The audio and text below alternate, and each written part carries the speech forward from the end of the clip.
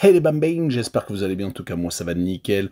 On se retrouve aujourd'hui pour une vidéo sur la finale de la Ligue Europa entre deux équipes anglaises, Tottenham et Manchester United.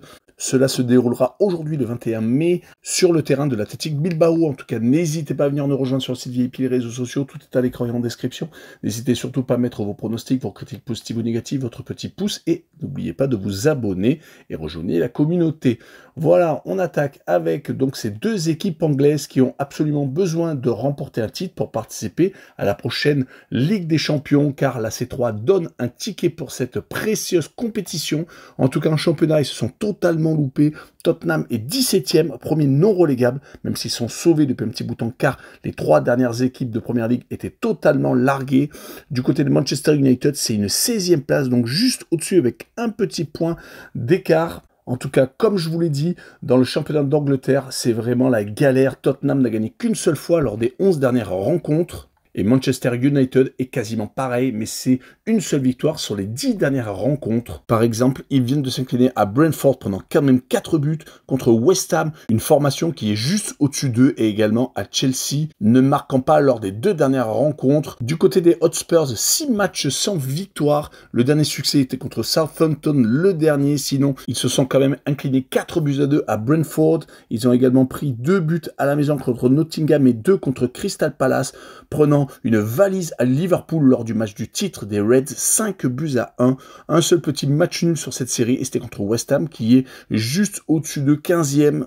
Donc vous l'aurez compris, ce n'est vraiment pas la joie. Heureusement qu'en Europa League, c'est complètement différent pour les deux formations d'ailleurs. En Europa League, ils ont réussi à sortir lors des 8e de finale. Ils ont eu la peau de l'AZ Alkmaar, puis ils ont réussi à sortir l'Eintracht de Francfort, s'imposant d'ailleurs en Allemagne, car ils avaient fait match nul au match aller en Angleterre, et ils ont réussi finalement à sortir la révélation Bodo Glimt, les Norvégiens, perdant 3-1 à l'aller et 2-0 au retour, se qualifiant donc pour cette finale très importante contre notre club anglais. Ça leur rappelle d'ailleurs la dernière finale qu'ils ont disputée, et c'était contre Liverpool, c'était en Champions League. Malheureusement, ils s'étaient inclinés 2-0. Espérons pour eux qu'il n'y aura pas le même verdict. En tout cas, du côté de Manchester United, comme je vous l'ai dit, en championnat, c'est 6 matchs sans victoire. Par contre, en Europa League, ils n'ont pas perdu, étant d'ailleurs la seule équipe à avoir eu ce bilan cette saison en C3, voire même dans toutes les Coupes d'Europe.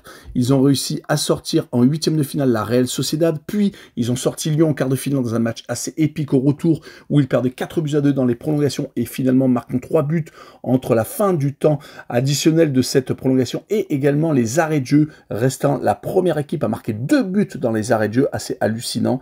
Puis ils ont sorti assez facilement, même s'ils ont profité d'un rouge au match aller à Bilbao, gagnant 3-0, puis gagnant 4-1, renversant la situation, car ils étaient également menés. C'est une équipe de toute façon à réaction, on l'a vu lors de cette saison, où à chaque fois qu'ils ont eu des grosses difficultés contre des gros, surtout, ils ont réussi à gagner, comme contre Manchester City au match retour, également réussissant à faire des matchs contre Liverpool, contre Arsenal, mais ça ne les a pas empêchés quand même d'être 16e en Première Ligue.